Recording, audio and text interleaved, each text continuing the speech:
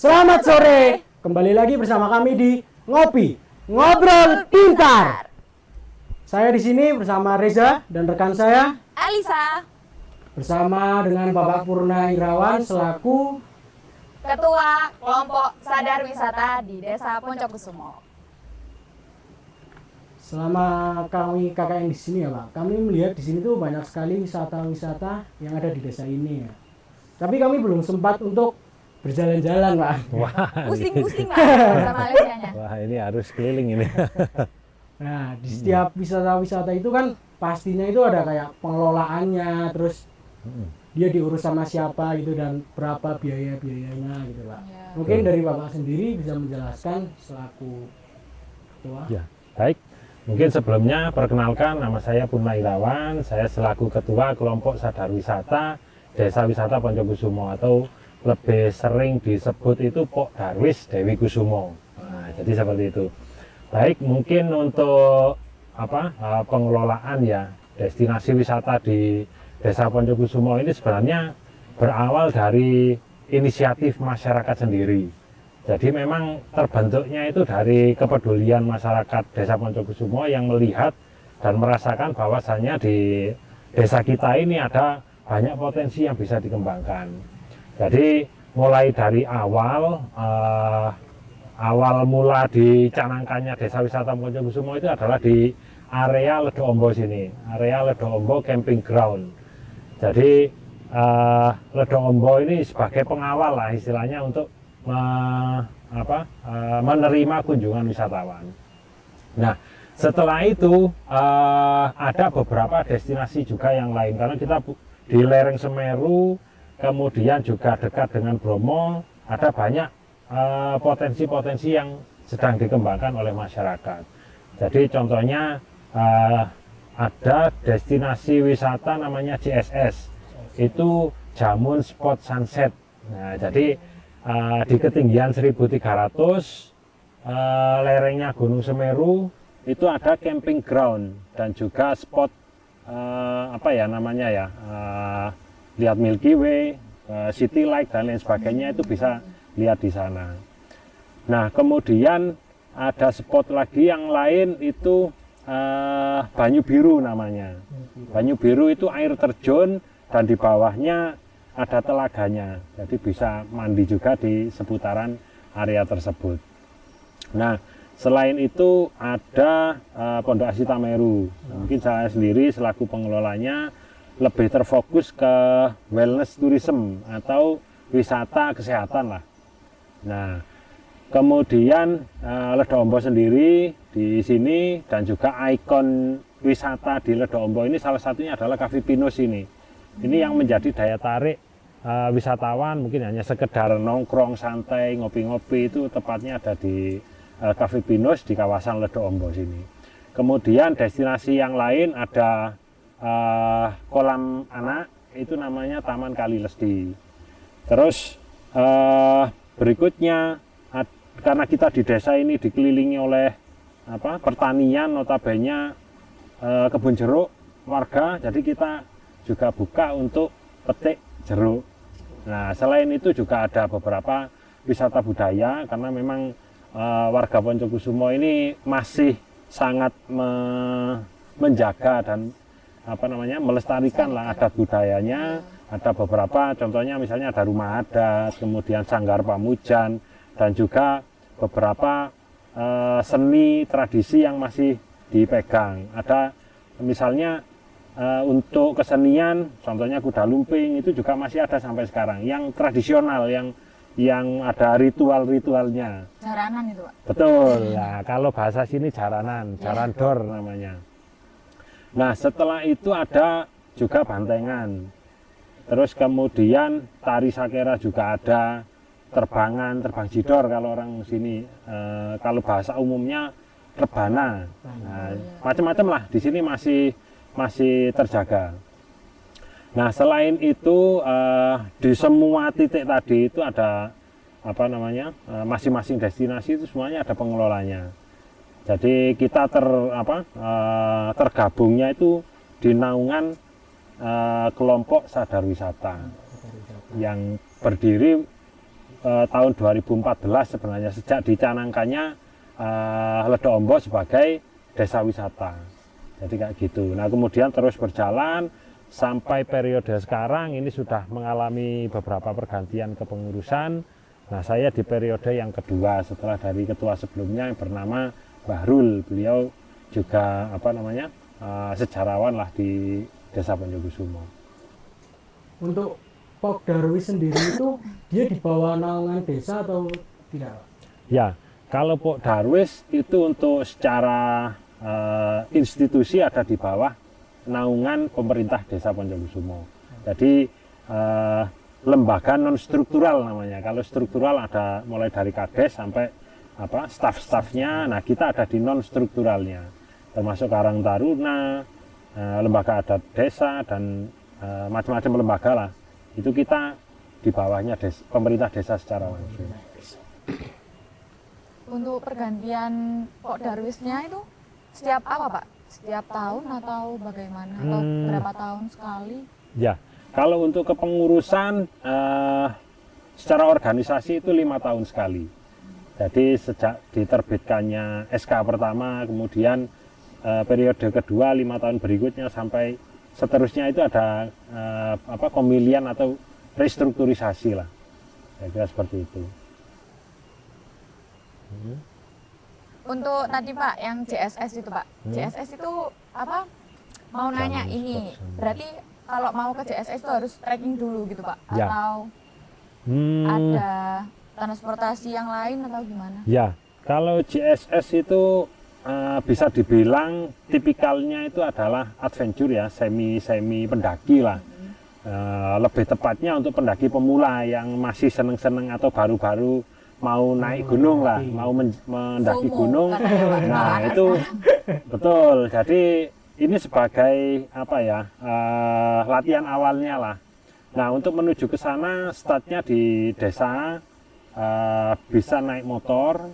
Ini sampai di parkiran sebenarnya itu bisa selama ya itu memang kendaraannya ini memadai lah. Karena memang setelah dari jalan raya utama di desa itu agak naik terus, kemudian jalannya menuju jalan yang alami lah, masih berupa tanah dan lain sebagainya. Nah konturnya pun juga naik turun bergelombang lah, itu lebih menantang. Itu bisa sampai di parkiran pakai kendaraan. Nah setelah dari parkiran ataupun loket JSS nanti diparkir kendaraannya di situ, baru dia trekking menuju ke puncak JSS kurang lebih sekitar 45 menit sampai 1 jam lah santai. Jadi kira-kira untuk perjalanan ke sana sebenarnya tidak terlalu jauh. Sana bisa untuk ngecamp ya Pak? Bisa. Itu ada biaya parkir terus tiket masuk gitu? Ya, di loket itu disediakan, memang kan ada yang jaga di sana ya, untuk parkir sendiri juga ada retribusinya, terus kemudian untuk biaya kebersihan ataupun perawatan lah ya, itu ada sendiri di teman-teman pengelola. Apa ada kayak sewa campnya gitu nggak Pak? Apa nggak peralatan ada ya? gitu ya? Ya kayak bawa sendiri apa di sananya ada persewaan kayak gitu? Kalau reservasi kemungkinan masih bisa untuk disediakan. Kalau mendadak langsung tidak gitu bawa kan? itu agak kerepotan karena memang keseringan atau kebanyakan tamu yang berkunjung sudah prepare dari awal, sudah bawa tendanya sendiri dan peralatannya. Terus kemarin tuh ini Pak, dengar-dengar itu ada destinasi yang kayak lebih menantang lagi itu loh Pak, yang mainnya air. Katanya tuh ini sebutannya tubing. Ya. Nah, itu tubing itu kayak gimana Pak? Tubing itu sebuah destinasi yang sangat maju adrenalin kalau menurut saya, dan juga memang menarik lah bagi kalangan muda dan juga yang suka tantangan. Nah, tubing itu sebenarnya mirip-mirip sama arung jeram. Ya, arung jeram. Cuman bedanya pelampungnya ini tidak terlalu besar, jadi berupa ban itu entah dari truk atau mobil. Nah, itu dikemas sedemikian rupa dan juga secara keamanan juga layak untuk dipakai. Itu dikendalikan oleh satu orang. kemudian ada pemandu yang menemani jalannya dalam berarung jeram menggunakan ban tersebut. Jadi kalau di sini yang biasa kunjungi oleh wisatawan itu adalah di Sedair River Tubing. Gitu. Itu harus nunggu ketika sungainya banjir gitu atau emang kalau lagi kekeringan gimana Pak? Kan nggak bisa jalan Pak. Apa ya cuaca dulu gitu Iya, Pak. cuaca. Kalau hujan kan takutnya arusnya Ya, deras kayak gitu. betul. Kalau di alam memang bagian penting ya, ini terkait dengan keamanan. Terus alhamdulillahnya kalau di Sedair River Tubing ini melalui yang dipakai ini adalah Sungai Ambrong. Alhamdulillah tidak pernah kekeringan. Jadi debit airnya cukup lah, meskipun kemarau itu juga tidak terlalu kering, masih bisa dipakai. Kalaupun hujan mungkin ini perlu perhatian karena tipikal sungainya panjang dan juga deras ya. Nah, kalaupun musim penghujan mungkin akan ada perhatian khusus mungkin dari pemandu ya, nantinya akan menginformasikan kepada calon wisatawan yang akan melalui Sungai Ambrong tersebut. Untuk jaraknya itu berapa kilo Pak? Ada beberapa tipikal ini ya. Oh, berarti Ya, ada yang durasinya 1 sampai 2 jam, itu kurang lebih 1 sampai 2 kilo itu ada. Ada yang lebih dari itu juga ada. Oh, berarti ada pilihannya Pilihan. gitu Pak. Betul. Tiap tahun. Ada yang tingkat kesulitannya rendah juga ada, yang tingkat kesulitannya lebih tinggi ada, karena tergantung jeramnya. Ada yang memang curam sekali, ada yang landai-landai. Nah, Saya kira gitu. kayak jadi satu gitu Pak, kayak dipatok berapa kilo kayak gitu. Ya, beda. Kalau di Sedair ada beberapa klasifikasi. Ya. Ini kemarin teman saya dari sana Pak. Wah, Iya Pak. yang berapa kemarin? Saya kemarin sama teman-teman berapa orang ya? Sekitar 7 gitu 7 Pak. orang. Yang berapa durasi berapa ini? Berapa jam Yang atau satu klasifikasi? satu setengah jam. jaman lah Nah, Pak. itu Iya. lumayan kita. Gimana Kayak- rasanya? Iya, memacu. Iya. Gempur ya gempur. Tapi arusnya tuh lumayan deres gitu loh Pak. Iya. Jadi kalau ombang-ambing ininya pelampungnya itu biasanya jatuh kan Pak. Nah, Iya. itu ketatap-ketatap. Ya, kalau musim enak sebenarnya musim kayak gini nih untuk tubing itu, jadi debit airnya cukup, terus kemudian tidak terlalu kering juga, tidak nyangkut-nyangkut di batu, Iya. dan juga tidak terlalu deras juga. Kalau pas puncak musim hujan mungkin ya cukup deras ya, itu perlu kewaspadaan sih. Tapi sejauh ini alhamdulillah tidak ada masalah di sana. Kemarin Iya. nggak hujan kok Pak pas saya ke Iya. sana. itu. Mm-mm. Ya memang momennya pas berarti. Alhamdulillah. Iya. Mm-mm. Terus ini untuk yang tadi di Ledok Ombo sendiri itu gimana Pak? Kalau di Ledok Ombo ini secara pengelolaan memang di bawah naungan LMDH Ponjokusumo, namanya LMDH Pancawana Lestari. Berarti bukan ikut di Pokdarwisnya sendiri loh. Nah, kalau pengelolaan ininya secara pariwisatanya itu di bawah naungan Pokdarwis. Jadi semua destinasi wisata pengelolanya ini gabungnya di Pokdarwis. Nah, jadi seperti itu. Kalaupun untuk wilayahnya memang wilayahnya perhutani yang dikelola oleh LMDH. Bisa seperti itu. Tinggal pengelolanya masuknya di keorganisasiannya di Pokdarwis. Terus dari Ledok Ombo sendiri itu dia memiliki yang ke tujuan wisata berikutnya atau hanya sekitar di Ledok Ombo saja gitu Pak? Sebenarnya Ledok Ombo ini adalah salah satu destinasi yang cukup mudah dijangkau ya, tidak jauh dari jalan raya, dan juga biasanya sih dipakai untuk camping, terus outdoor lah, kegiatan outdoor, dan juga ke sungai karena tidak jauh juga dari sungai. Selain itu karena berhubungan dengan destinasi yang lain, ini bisa titik poin awalnya ada di Ledok Ombo, kemudian ke Astameru ataupun ke Banyu Biru, bahkan ke JSS juga bisa terhubung. Jadi bisa menghubungkan ke beberapa destinasi yang lain. Terus untuk Banyu Biru sendiri itu tadi apa ya? Banyu Biru itu Sumber air. air terjun. Ya, jadi air terjun, nah di bawahnya ada telaganya. Ya konon katanya sih kenapa namanya Banyu Biru itu, momen tertentu di telaga itu warnanya jadi kebiru-biruan gitu lah. Jadi kenapa namanya diambil Banyu Biru, ya sangat jernih sekali. dan juga masih alami di sana. Kalaupun turis asing biasanya lebih seneng yang di Banyu Biru itu. Banyu Biru. Iya. Nah kan ini kan biasanya tuh ada turis atau wisatawan yang dari luar kota atau luar negeri kayak gitu. Nah itu kalau misal ke sini, nah dilihat-lihat kan cuma apa ya Pak, cuma destinasi wisata aja. Nah apa ada kayak homestay-nya kayak Oh, gitu Pak, iya. itu gimana? Baik, iya itu memang salah satu komponen ya di desa wisata yang tidak bisa ditinggalkan adalah homestay. Jadi di sini juga tersedia rumah warga yang diperuntukkan untuk homestay menginapnya para tamu. Jadi ada paguyuban homestay yang sampai saat ini berjumlah kurang lebih sekitar 60 rumah warga. Jadi mereka tergabung di paguyuban tersebut. Paguyuban itu. Mm-mm. Oh, iya. Itu juga di naungannya Pok Darwis atau gimana? Ya, betul. Itu masuk di naungan organisasi Pok Darwis. Jadi salah satu bagian dari akomodasi. Jadi di pariwisata itu ada unsur 5A namanya atraksi wisata, aksesibilitas, akomodasi, terus kemudian amenitas dan ancillary. Nah ini semuanya harus terakomodir. Contohnya atraksi wisata sudah banyak di sini. Ada Ledombo untuk camping, ada JSS untuk trekking dan pendakian, tubing tadi. Nah itu atraksi wisatanya.